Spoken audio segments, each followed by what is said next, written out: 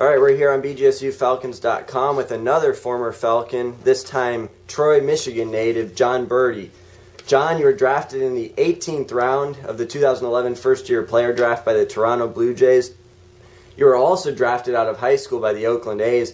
Talk about your decision to come to BG instead of going right out of high school to play pro ball.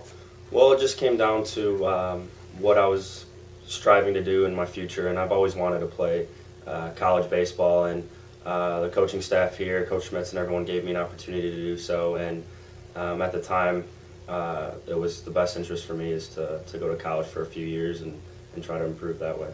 All right, and Jon, all 3 years you were here, you made the MAC tournament at BG. You were also a two-time first-team All-Mid-American Conference player. Just talk about your career at BG and how it prepared you for professional baseball. Well, I enjoyed my 3 years here in Bowling Green, and it was a lot of fun to have the success that we were able to have, winning a MAC championship, 2 division titles, and like you said, making the tournament 3 times. It was a lot of fun. It definitely prepared me.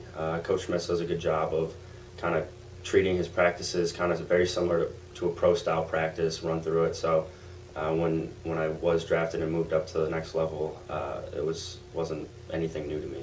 All right, and Jon, you touched on it a little bit there, but what are some of the things that has helped BG maintain that level of success, not only in the MAC, but multiple players drafted year in and year out?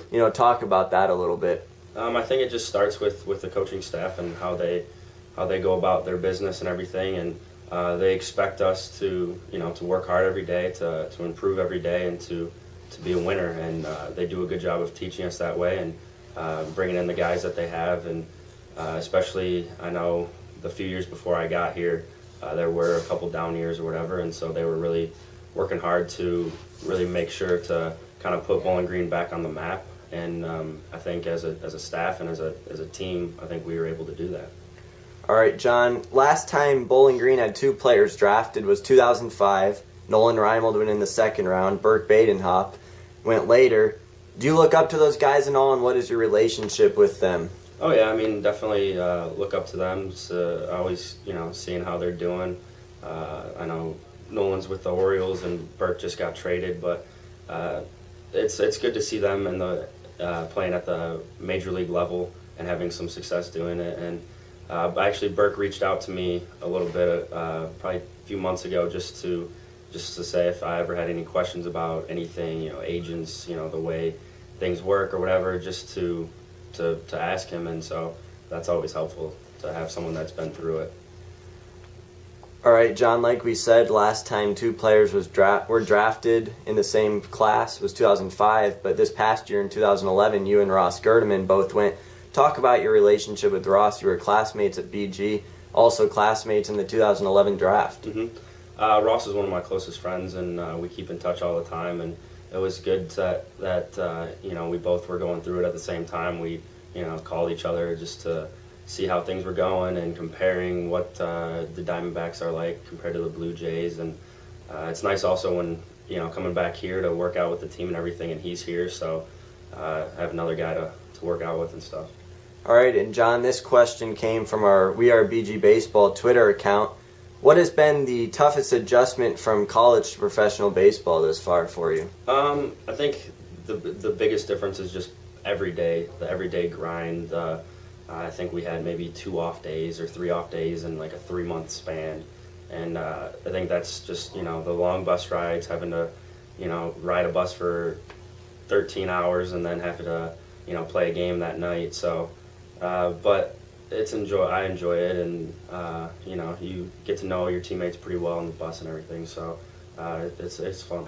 All right, and Jon, talk about also, you made the move from shortstop at Bowling Green. You played second base this summer with the Vancouver Canadians. Also the move from Midwest America to Vancouver, Canada. Talk about that a little bit. There's definitely a little bit of an adjustment going from short to second.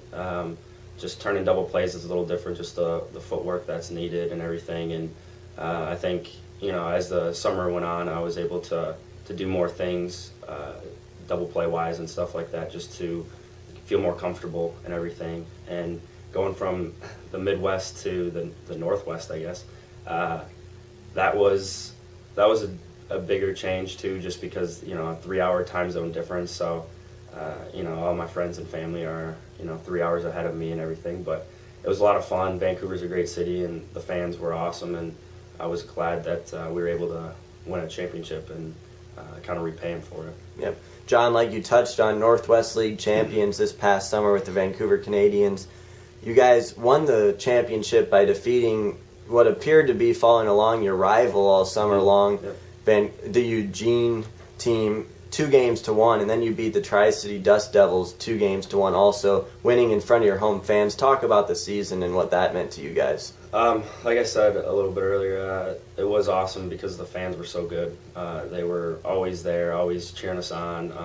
They're a great community that they have up in Vancouver, great city. And it was nice to beat Eugene just because they're kind of like you said, our rivals throughout this season, and they beat us the first game, and we had to go on the road and beat them twice, and then we were able to win the championship beating Tri-Cities. But it was definitely a great experience and something I'll never forget. All right, John, you had a great summer. You were named the Team Offensive Player of the Year, and were also a Northwest League All-Star.